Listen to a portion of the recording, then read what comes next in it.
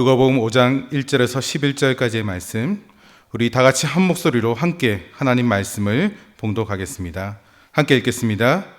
무리가 몰려와서 하나님의 말씀을 들을새 예수는 게네사렛 호숫가에 서서 호숫가에 배 두 척이 있는 것을 보시니 어부들은 배에서 나와서 그물을 씻는지라. 예수께서 한 배에 오르시니 그 배는 시몬의 배라. 육지에서 조금 떼기를 청하시고 앉으사 배에서 무리를 가르치시더니 말씀을 마치시고 시몬에게 이르시되 깊은 데로 가서 그물을 내려 고기를 잡으라. 시몬이 대답하여 이르되 선생님, 우리들이 밤이 새도록 수고하였을 때 잡은 것이 없지만은 말씀에 의지하여 내가 그물을 내리리이다 하고, 그렇게 하니 고기를 잡은 것이 심히 많아 그물이 찢어지는지라. 이에 다른 배에 있는 동무들에게 손짓하여 와서 도와달라 하니 그들이 와서 두 배의 채움에 잠기게 되었더라. 시몬 베드로가 이를 보고 예수의 무릎 아래 엎드려 이르되 주여, 나를 떠나소서, 나는 죄인이로소이다 하니, 이는 자기 및 자기와 함께 있는 모든 사람이 고기 잡힌 것으로 말미암아 놀라고 세베대의 아들로서 시몬의 동업자인 야고보와 요한도 놀랐음이라. 예수께서 시몬에게 이르시되 무서워하지 말라. 이제 후로는 내가 사람을 취하리라 하시니 그들이 배를 육지에 대고 모든 것을 버려두고 예수를 따르니라. 아멘. 설 명절 연휴 잘 보내셨습니까? 이번 설 명절은 그 이름의 어원 중 하나인 낯설다라는 말처럼 여느 해와는 전혀 다른, 그래서 완전히 낯설게 보낸 것 같습니다. 작년 추석 명절 때만 하더라도 코로나19 바이러스가 확산되어 이동을 자제해 달라는 질병관리청의 권고가 있었지만, 그래도 조심스럽게 조심하면서 가족과 친지를 만나 교제를 나누는 것이 가능했습니다. 하지만 이번 설 명절은 5인 이상 사적 모임이 금지되면서 아쉽게도 가족과 친지와의 만남을 가을 추석 연휴로 미는 분들이 대부분인 것 같습니다. 저희 가정도 5명인지라 어딜 가더라도 방역수칙에 위배가 됩니다. 그래서 본가에 부모님과 여동생 이렇게 세 명이 살고 있기에 한 명만 갈 수 있어서 저만 명절 당일에 이렇게 잠시 다녀왔었습니다. 아이들은 할아버지 할머니 집을 무척이나 가고 싶어 했는데요. 혹시 이유를 아시겠습니까? 네, 맞습니다. 직접 만나 뵙고 세배를 하고, 세배를 한 이후에 세뱃돈을 받고 싶어서 직접 가고 싶었지만, 아쉽게도 이번에는 랜선으로 제가 직접 가서 영상으로 통화하면서 할아버지 할머니께 세배를 하고 세뱃돈은 다음에 주신다고 하더라고요. 아이들이 좀 많이 아쉬워했지만 이렇게 랜선으로만 세배하는 것으로 만족해야 했습니다. 이처럼 코로나19 바이러스는 지난 1년 너무나도 많은 것을 바꾸어 나왔고, 또 민족 최대 명절인 설날의 분위기도 그 이름의 어원처럼 완전히 낯설게 만들어 버렸습니다. 뿐만 아니라 3, 4월이 되면 새로운 대유행이 시작될 것이다 라는 학자들의 예측이 우리들의 일상을 더욱 이렇게 위축시키고 있는 것 같습니다. 백신이 개발되고 또 보급되어져서 상황이 조금은 더 나아지지 않을까라고 예측을 하기도 하지만, 아직까지는 낙관하기에 이르다라는 그런 의견들이 많은 것 같습니다. 지금의 이런 팬데믹 상황이 1년 이상 지속되다 보니까 많은 사람들이 어려움을 겪고 있습니다. 모두가 다 그러하지만 특히 자영업을 하는 소상공인의 어려움이 더 큰 게 이렇게 느껴지는데요. 그런데 사실 이런 어려움 또는 원치 않은 위기의 상황은 이 땅을 살아가는 사람이라면 누구나 다 겪는 일이기도 합니다. 그리고 이런 위기의 상황은 하나님을 믿는 사람이나 그렇지 않는 사람이나 동일하게 주어지는데요. 곧 하나님을 잘 믿는다고 해서 이런 위기의 상황을 전혀 겪지 않게 되는 것도 아니고, 하나님을 믿지 않거나 또는 잘 성실하게 믿지 않는다고 해서 늘 이런 상황을 겪는 것도 아니다라는 것입니다. 이 땅에 발을 딛고 살아가는 사람이라면 누구나 다 크고 작은 위기의 상황 앞에 놓이기 마련입니다. 하지만 이러한 위기의 상황 앞에서 하나님을 온전히 믿는 자와 대충 믿거나 또는 전혀 믿지 않는 자의 모습은 전혀 다른 모습으로 극명하게 나님을 보게 되어집니다. 먼저 하나님을 온전히 믿는 자는 그 어떤 상황에 직면해도 결코 낙심하거나 좌절하지 않습니다.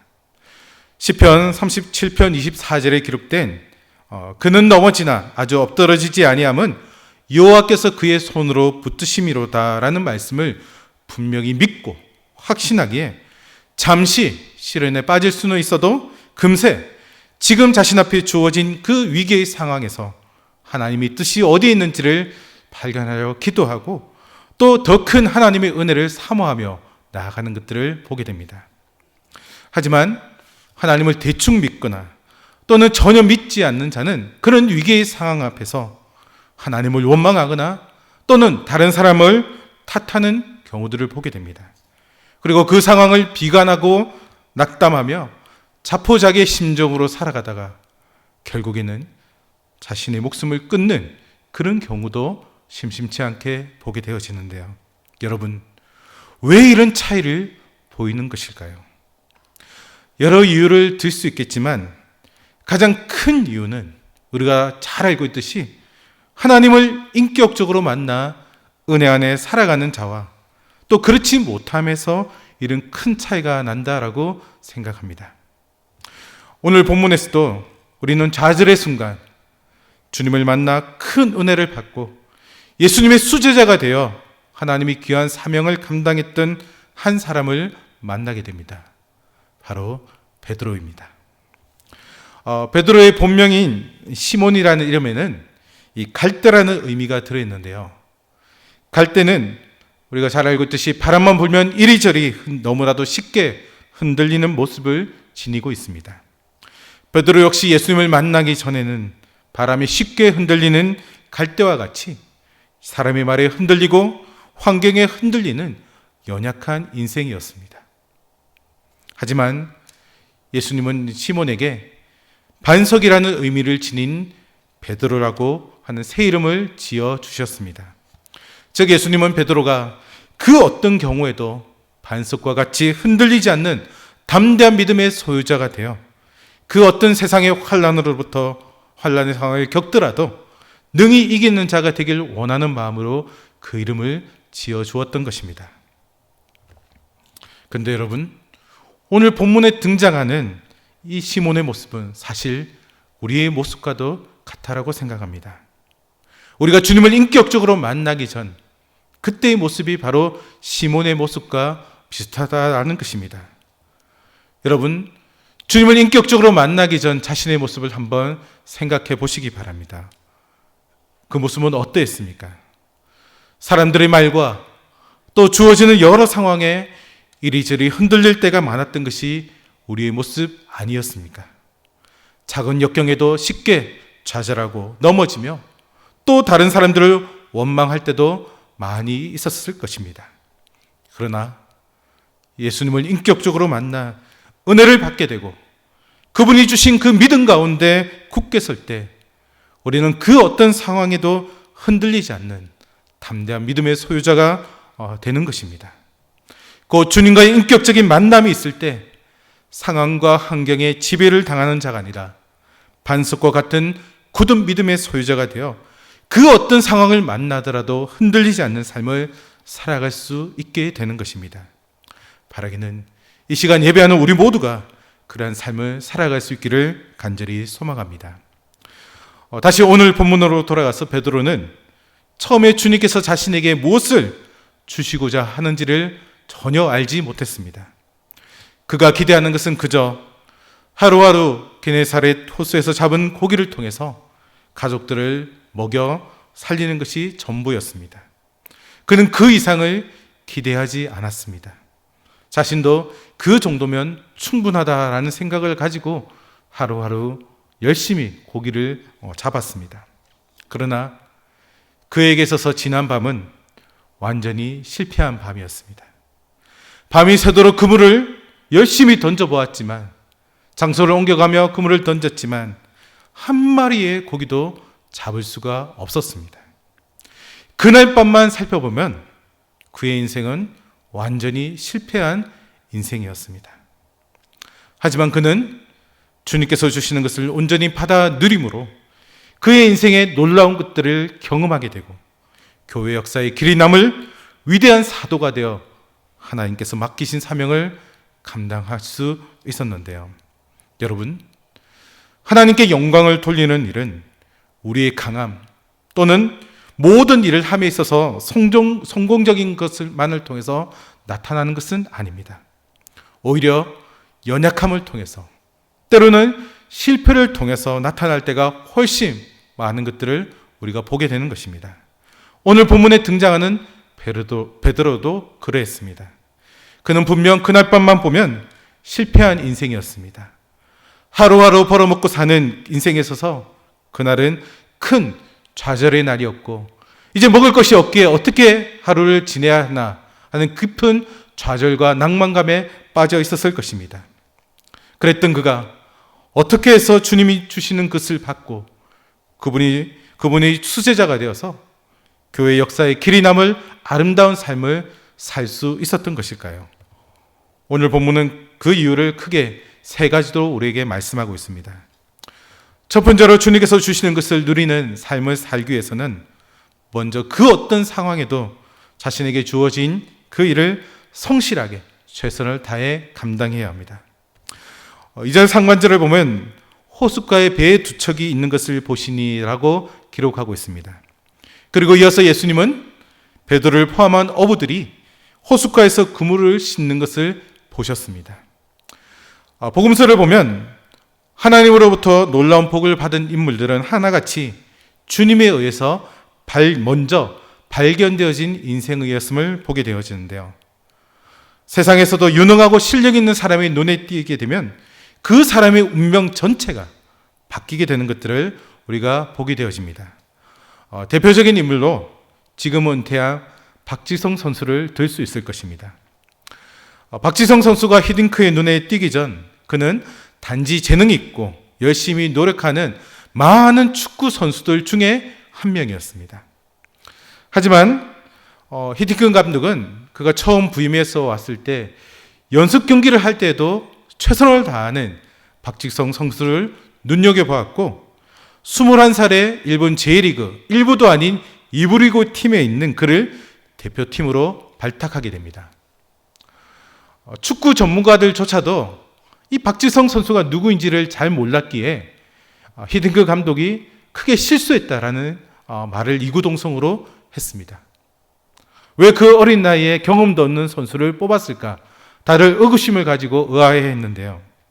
하지만 히딩크 감독은 사람들의 시선에 전혀 아랑곳하지 않았습니다.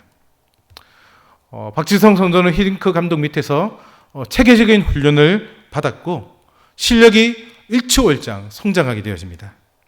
결국에 어떻게 되어집니까? 2002년 월드컵에서 예선 그 세 경기 중 마지막 경기 어떤 경기인지 기억나십니까? 기억 못하십니까? 저는 지금도 아주 뚜렷하게 기억하고 있는데요. 제가 그 경기를 직접 봤거든요. 현장에서 인천에서 열린 포르투갈 간의 경기에서 그 결승골을 누가 넣었습니까? 다들 말씀이 없으신데 예, 박지성 선수가 골을 넣고 누구에게로 달려가죠? 예, 히딩크에게 달려가서 안기는 모습을 아마 여러분들 다 기억을 하실 것입니다. 뿐만 아니라 우리나라가 4강까지 올라가는데 아주 결정적인 역할을 박지성 선수가 하게 되어집니다. 어디 그뿐입니까? 월드컵이 끝난 후에 히딩크 감독은 자신이 감독으로 했던 아이토벤으로 박지성 선수를 불러드립니다. 여러 가지 힘들고 어려운 시련의 시간이 있었지만 그곳에서도 박지성 선수는 아주 실력이 크게 성장하게 되어지고 결국은 한국인 최초로 프리미어리그 선수가 되어서 영국으로 진출하게 되어지는데요. 그 당시에서도 그리고 지금도 그렇지만 가장 실력 있는 사람들이 많고 인기 있는 맨체스터 유나이티드라는 그 팀의 선수로 입단하게 되어지고 지금도 한국 축구 역사에 있어서 굉장히 이름을 있는 선수로 이렇게 평가받고 있습니다. 여러분, 박지성 선수가 그렇게 될 수 있었던 것은 물론 본인의 엄청난 노력도 있었겠지만 그 이전에 히딩크 감독이 그를 발탁하지 않았다면 그 자리에까지 갈 수 없었을 것입니다. 이처럼 세상에서도 자신의 가치를 알아주는 한 사람을 만나면 그 인생이 180도 바뀌어지는 것들을 보게 되는데요.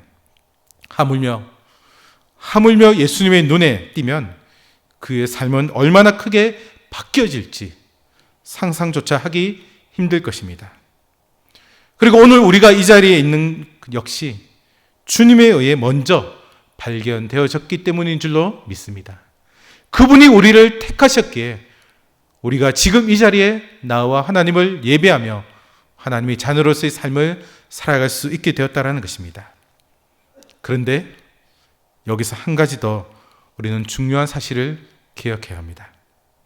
그것은 예수님에게 발견되기 위해서는 우리의 삶의 현장에서 매 순간 최선을 다해야 한다는 것입니다.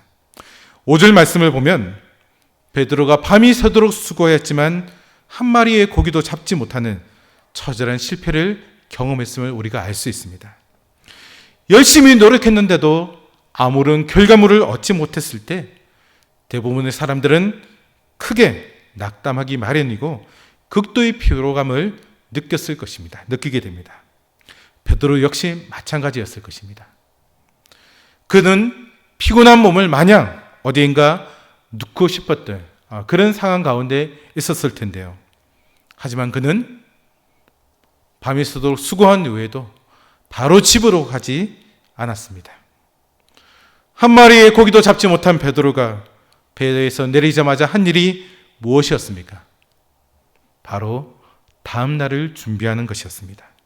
즉 다음 날 다시 고기를 잡기 위해 흥그러진 그물을 정리하고 씻는 일을 한 것입니다. 그런데 바로 그때 주님께서 찾아오셨고 베드로는 주님에 의해서 발견되어졌던 것입니다.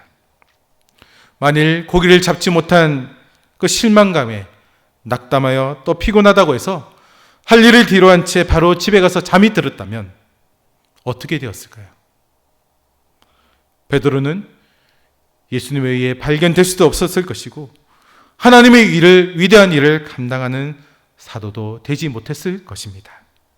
그러나 그는 비록 몸은 피곤하고 지쳐 있었지만 또 실망하고 고기를 한 마리로 잡지 못해 실망하고 낙담했지만 묵묵히 자신의 일에 최선을 다하는 그 자리에 있었기에 예수님에 의해 발견되어졌던 것입니다.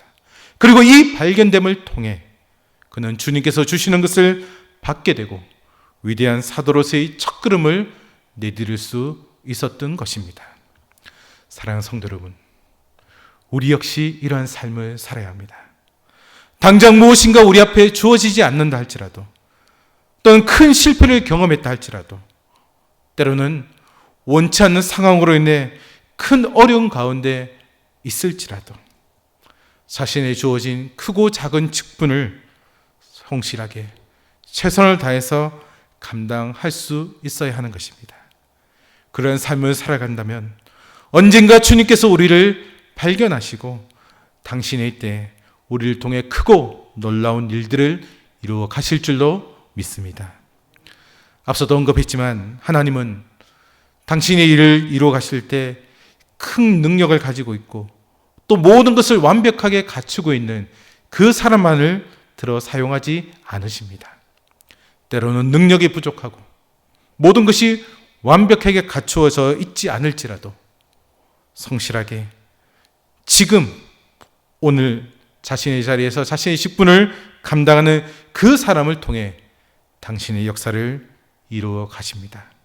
바라기는 이 자리에서 예배하는 우리 모두가 그러한 자들이 다 될 수 있기를 소망합니다. 두 번째로 주님께서 주시는 것을 누리는 그 삶을 살기 위해서는 말씀을 듣고 순종하는 자세가 필요합니다. 오늘 말씀에서 주님은 말씀을 전하신 후 베드로에게 명령하십니다. 깊은 데로 가서 그물을 내려 고기를 잡아라. 여러분, 이 말을 듣고 베드로는 과연 어떤 생각이 들었을까요? 아마도 처음에는 이런 생각을 하지 않았을까 합니다. 아니, 이분이 말씀을 전하시는 데는 전문가인 것은 분명하겠지만 물고기를 잡는 데는 내가 전문가인데 도대체 무슨 소리를 하시는 것일까? 아마 이런 생각을 하지 않았을까요? 왜냐하면 상식적으로 오전에는 바다 깊은 곳에는 고기가 없을 뿐더러 설령 있다 하더라도 고기가 다니는 길을 누구보다도 잘 아는 이 베드로와 그 일행들이 밤새 다 뒤져보았는데 아무런 소득이 없었기 때문입니다. 이미 밤새도록 해봤는데 왜 예수님께서 이런 이야기를 할까? 분명 그런 생각이 들었을 것입니다. 그리고 이미 그물을 싣고 다 정리한 후에 그물을 내리려면 다시 그물을 끄집어내고 배를 띄워서 던지는, 그리고 또 마치고 나면 또 그물을 정리해야 되는 그런 수고와 번잡함들이 아마 굉장히 귀찮게 느낄 수도 있었을 것입니다. 하지만 베드로는 자신의 생각을 다 내려놓고 주님의 말씀에 순종했습니다. 5절에 보면 베드로는 이렇게 말합니다. 시몬이 대답하여 이르되 선생님, 우리들이 밤이 새도록 수고하였을 때 잡은 것이 없지만은 말씀에 의지하여 내가 그물을 내리리이다. 그런데 그 결과가 어떻게 됩니까?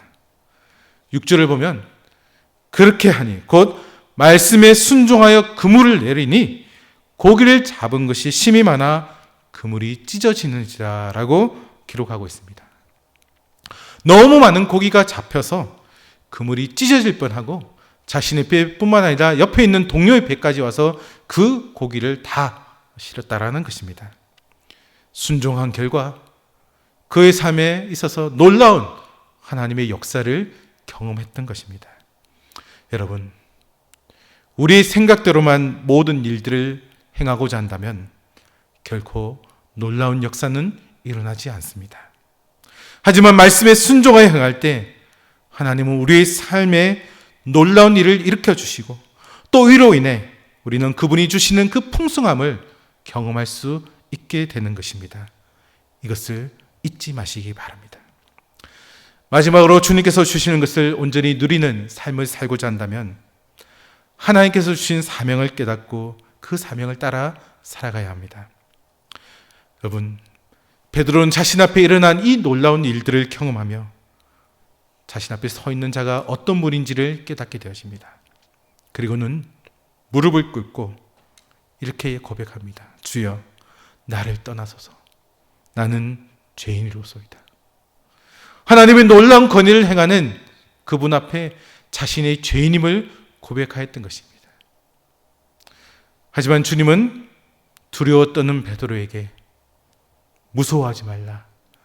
이제후로는 내가 사람을 취하리라 하며 새로운 사명을 그에게 맡기십니다. 여기서 내가 사람을 취하리라 라는 말은 예수님께서 베드로를 부르는 초청이 아니라 확정의 말로 되어 있습니다.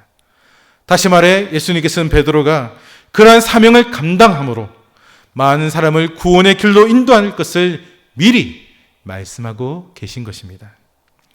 사랑하는 성도 여러분, 자신의 모든 삶의 터전을 버려두고 예수님께서 주신 사명을 따라 산다라는 것은 결코 쉬운 일이 아닙니다. 그럼에도 베드로는 예수님께서 주신 사명을 자신의 것으로 받아들였는데요. 그래서 베드로와 함께한 일행과 함께 배들을 육지에 대고 모든 것을 버려두고 예수님을 따르는 제자의 삶을 살게 됩니다. 베드로는 이후 때로는 예수님의 칭찬을 받기도 하고 때로는 심한 책망을 받기도 하고 또 예수님이 잡히시는 그날 밤에는 3번이나 예수님을 부인하며 그렇게 저주까지 했지만 결국에는 다시 찾아오신 주님을 만나 처음 받았던 이 사명을 붙들고 초대교회에 없어서는 안 될 귀한 일을 감당하는 아주 아름다운 삶을 살다가 전승에 따르면 십자가에 거꾸로 달려 순교했다라고 전해지는데요. 베드로는 자신에게 주어진 사명을 감당하며 주님께서 주신 그 지혜와 명철을 비롯한 모든 것을 풍성히 이렇게 체험받는 그 은혜를 경험할 수 있었습니다. 마찬가지로 하나님께서는 우리 모두에게 사명을 맡기셨습니다. 그 사명이 무엇인지를 깨닫고 자신에게 주어진 사명을 따라 사는 삶을 살아갈 때 우리 역시도 주님께서 주시는 것을 온전히 누리는 그 풍성한 은혜의 삶을 살아가게 될 것입니다. 사랑하는 성도 여러분, 예수님을 믿고 교회에 나온다고 해서 성공을 항상 보장받는 것은 아닙니다. 삶을 살아가다 보면 크고 작은 우리는 실패를 반드시 경험합니다. 또는 원치 않는 너무나도 힘들고 어려운 위기의 상황을 만나 어쩌면 지금 이 팬데믹과 같은 상황이 지금 우리에게 그런 상황인지도 모르겠는데요. 낙심되어서 모든 것을 포기하고 싶은 마음이 들 때도 있습니다. 하지만 그럼에도 우리에게 주어진 자리에서 최선을 다하는 삶을 살 때 주님은 그 최선을 다하는 우리를 발견하시고 은혜를 베풀어 주실 것입니다. 그리고 주님의 말씀에 온전히 순종하고 각자에게 주어진 그 사명을 늘 생각하며 행한다면 그 어떤 상황 가운데서도 우리는 주님이 주시고자 하는 것들을 풍성히 받는 그 삶을 살게 될 것입니다. 바라기는 이 자리에서 또 각자의 자리에서 예배하는 모든 하나님의 백성들이 코로나19 바이러스의 확산이라는 이 힘들고 어려운 상황 가운데서도 각자의 자리에서 최선을 다하고 또 말씀에 온전히 순종해 자신에게 주어진 사명을 온전히 깨닫고 그 사명을 따라 살아감으로 주님이 주시는 그 풍성한 은혜를 마음껏 받아 누리는 자들이 다 될 수 있기를 주님의 이름으로 축복합니다. 기도하겠습니다.